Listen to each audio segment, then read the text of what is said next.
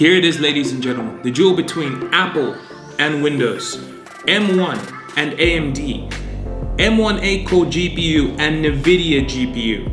Let's see how well these two stack up against each other and who will be victorious.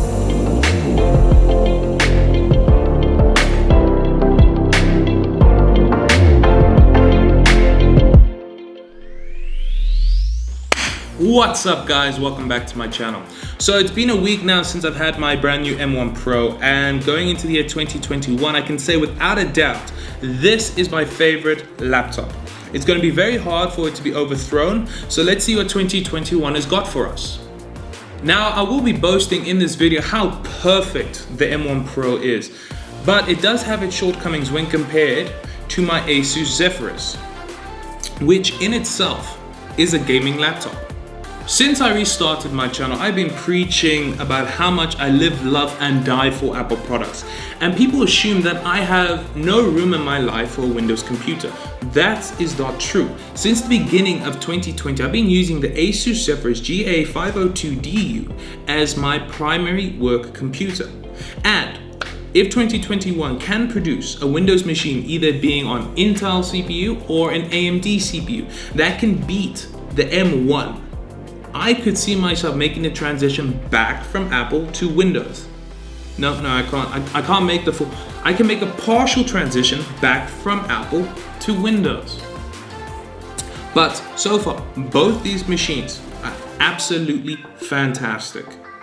Except for the one little caveat with the ASUS. This thing tracks fingerprints. 1 second. Now let's compare spec-wise and see how much both these computers will cost you.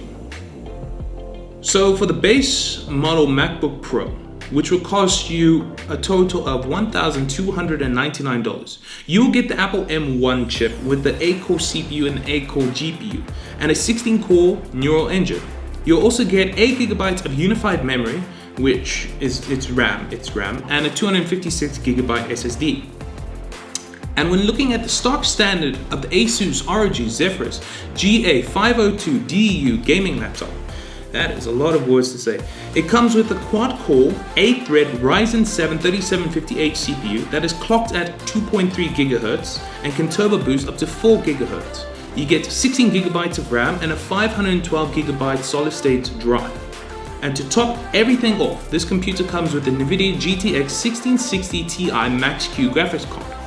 And the price for all of this is $969. Now comparing both machines in the terms of power will be different, as one machine relies on ARM architecture and the other relies on the traditional AMD 64 architecture. So both will be very well suited for whatever workload you like to throw at them. It does not matter what type of work environment you're in, both of these will handle it no sweat. Now, if you ask me personally which computer I prefer, it depends on the certain activity or workload that I am doing. If I wanted to play some games, I would choose the ASUS gaming laptop. If I wanted to program in Xamarin, then I would choose the M1 Pro for the emulation of both iOS and Android phones. And if I wanted to do some video editing, I would use both laptops, though I have to say the M1 will be better. Yes, the ASUS has that GTX 1660 Ti Max-Q, but the M1 is better. This thing is an editing beast. You may be thinking, yeah, of course, William, the M1 Pro will outperform the ASUS because of the Apple native software. You know, it's Final Cut Pro, fantastic editing software, but I don't use Final Cut Pro. I use DaVinci Resolve because of 3 simple reasons. It's free. It's cross-platform, and I absolutely love it. And even though DaVinci Resolve 16 has to run through Rosetta 2 translation layer, this machine still outperforms my ASUS Zephyrus. Now when I'm editing on my ASUS, I can really tell the difference between both machines under load. I was editing a 5-minute clip on my ASUS Zephyrus, and it took 20 minutes and 15 seconds to render that 5-minute clip. I did the same exact clip in the M1 Pro, and this thing did it in little over real time, coming in 5 minutes and 15 seconds. Now that is a huge difference. And by the end of it, the ASUS managed to sound like a jet fighter, with the fans screaming at 6,500 revolutions per minute RPM. While the M1 managed to stay virtually silent. You know, in fact, here's a little taste test. Listen for yourself between my ASUS and my M1 under load.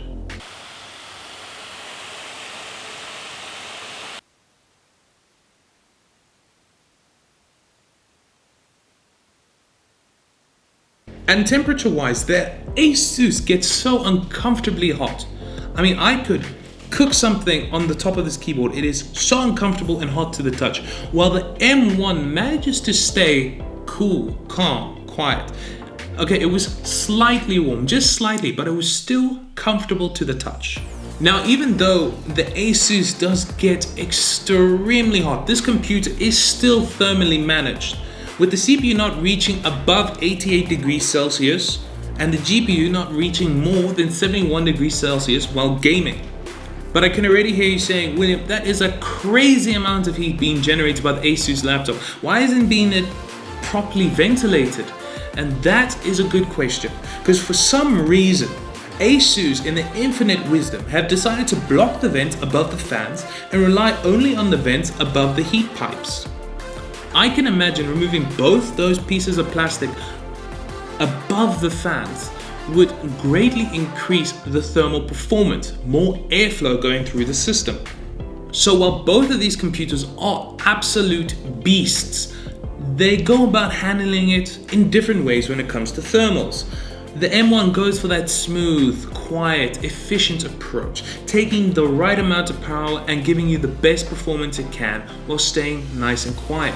While the ASUS goes balls to the walls, drawing on all the power that it needs to give you the performance that you need. This thing does not care if you go deaf from how loud those fans are. The only thing this monster knows is power, absolute power.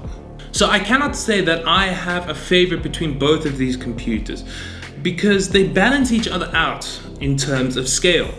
While the M1 is good at video editing and programming, it has a lack of ports, while the ASUS is great at gaming and video editing and has a full array of ports. So with the ASUS, you do not have to rely on the dongle lifestyle. The only situation where I would prefer the M1 over the ASUS is in an office environment, because this thing shows that it is all business. While the ASUS is a proper gaming laptop just by the look of it, people will notice you walking in with this thing in an office environment. And if you manage to sneak it through, just by turning it on, yeah, people are going to notice that.